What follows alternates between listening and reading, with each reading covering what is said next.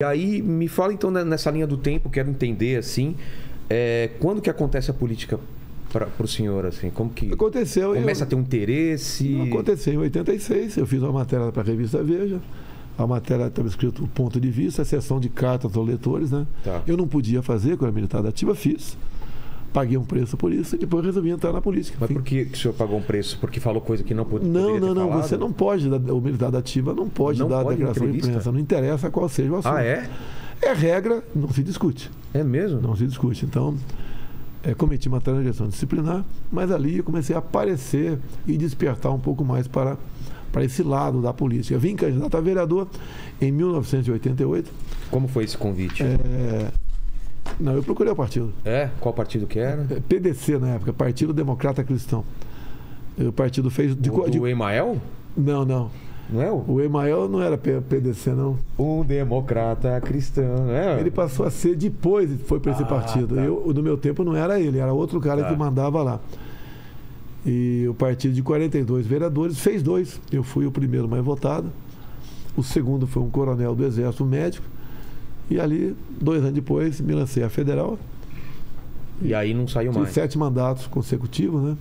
Quanto tempo, então, de política? 28 anos de deputado federal, 2 de vereador, 30, 15 de exército, 45.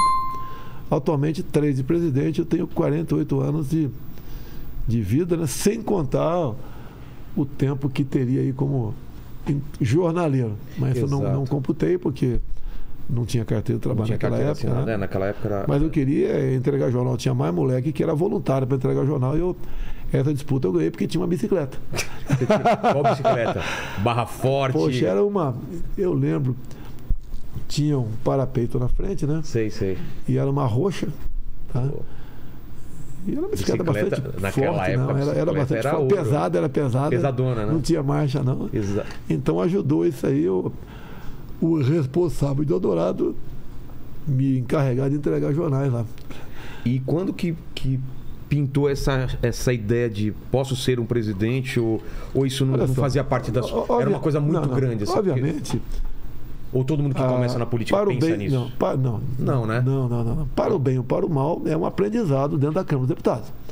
E quando eu cheguei em 91 lá, há pouco tempo tinha saído o Figueiredo, havia uma marca muito pesada contra os militares. Eu encontrei dezenas de anistiados, ex-guerrilheiros, essa turma toda, né? E quando me viram como capitão lá, olharam e devem ter pensado, opa, carne fresca na área. Entendi. Vamos para cima desse cara. E eu peitava os caras, tinha muita confusão. Que tipo de confusão, assim? A esquerda sempre bateu no período militar. A esquerda só vê defeito nos outros, não vê virtude em ninguém, não vê nada de bom em ninguém. Que esquerda era essa naquela época? É diferente de hoje ou não? Não. Quando eu cheguei já tinha o PT. O PT nasceu em 1980. Aquela época sindical, forte, no ABC. Era o PT, era o PDT. Certo. Partido do Brizola. Tá, e a gente reagia. Tá? Eu sabia um pouco da história, me aprofundei mais, conheci mais ainda e fiz esse contraponto dentro do parlamento. Tanto é que eles me processavam o tempo todo. Eu respondi uns 20 processos de cassação. Que tipo de processo? É tudo por ocupar a tribuna e esse exceder. Exceder Você ia falar demais. Segundo eles, falar demais. O senhor falando demais, que coisa estranha. Não consigo imaginar o Eles achavam que o que eu falava era algo antidemocrático, atentava contra desde aquela época. Atentava contra a democracia. Esse pessoal de esquerda que era mais do que inspirado, treinavam em países como Cuba e para vir para dentro do Brasil aqui falar em democracia. Então eles sempre acusavam os outros do que eles eram, não é diferente isso aí, né? Isso persiste até hoje. Isso foi me dando uma certa projeção lá dentro. Comissão da verdade, na verdade uma comissão da mentira, a verdade deles. Então a questão ideológica era muito forte.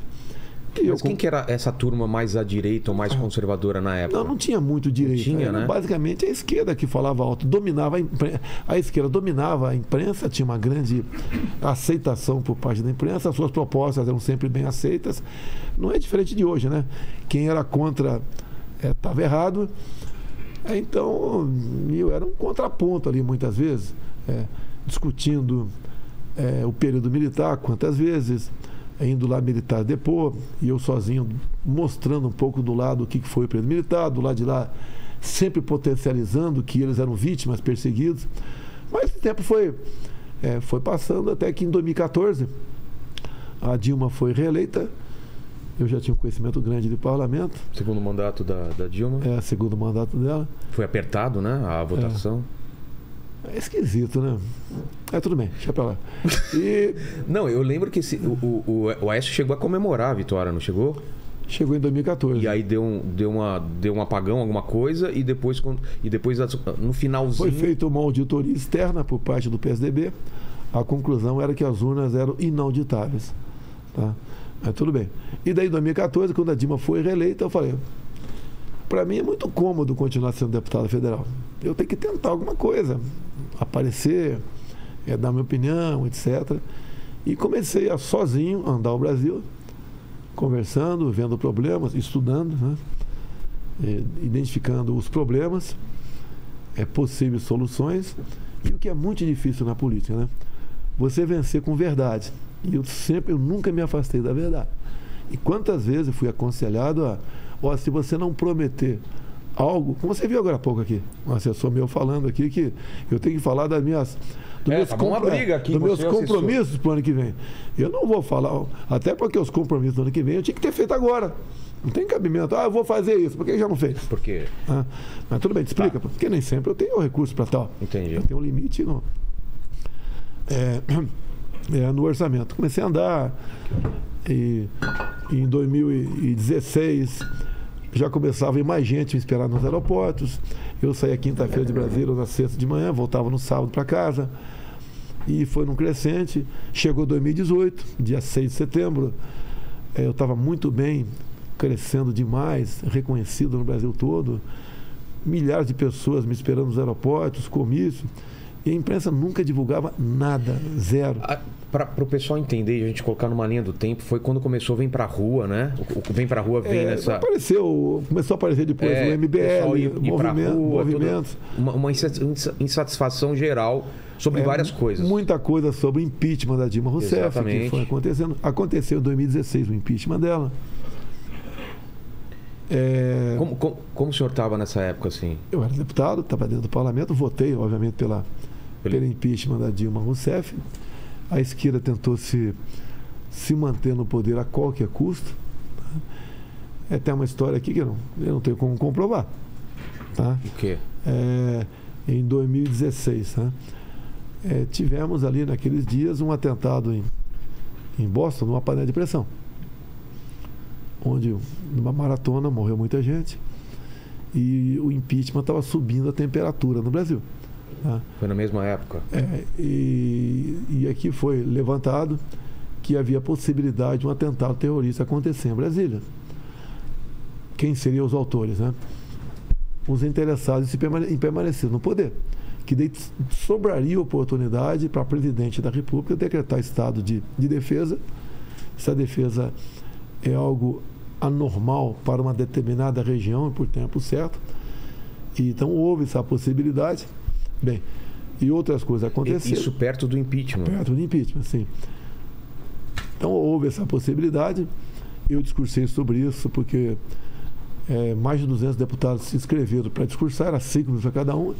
E as sessões foram 2 dias de 24 horas cada um, tá? Todo discursando, discursei de madrugada, falei sobre essa possibilidade também, não houve repercussão nenhuma, porque eu conheço a esquerda, eu conheço a vida pregressa de muitos que estavam no poder, como a própria Dilma Rousseff. Tá? Ela pertenceu a grupos terroristas no Brasil, mas não é o caso a gente voltar tanto tempo nisso aí. Aconteceu o impeachment. Tá. Aconteceu o impeachment, eu já era pré-candidato, era um pouco conhecido pelo Brasil. Quais eram as forças que estavam emergindo contra o PT nessa época? Não tinha uma força contra o PT. Não tinha alguém concentrando isso aí. Até porque o PT e o PSDB estavam desgastados, bastante desgastados. Tá? O Temer, como era vice... porque o PSDB também tinha o Aécio, também com alguns problemas. Então o Temer foi o vice, houve o impeachment. O Temer não conseguiu deslanchar, porque problemas apareceram no governo dele também.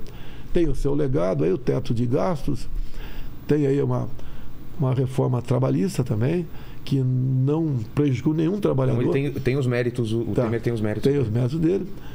Mas ele ficou amarrado numa gravação lá no Palácio da Alvorada que atrapalhou muito ele. Dois pedidos de abertura de impeachment contra ele foram rechaçados, mas atrapalhou muito ele. Depois chegou 2000.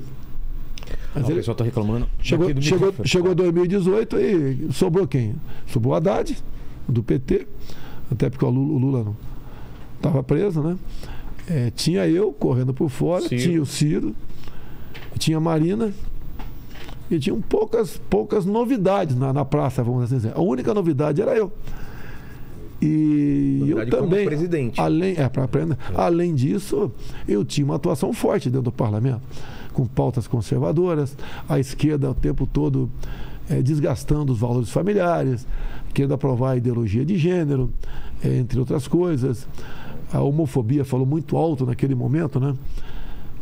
Eu não sou homofóbico. Eu sempre defendi que as crianças em sala de aula não podiam ter aquela carga de material, né, que não era compatível com a idade e nem os pais queriam isso. Então isso me valeu muito o processo. Então essas pautas de costume, defesa da família, etc., contra a liberação das drogas, pesou bastante. Mas ao meu favor. Contra o pessoal, deixa se beijar. Sem problema, cada um cuida da sua vida. Quer beijar um cara, deixa ele beijar, né? Cada um cuida da sua vida, sempre foi assim. E eu sou até a favor de casamento gay também, porque por que só a gente sofre com casamento? Eles têm direito também a sofrer. Exatamente. Exatamente. Todo mundo tem direito a casamento.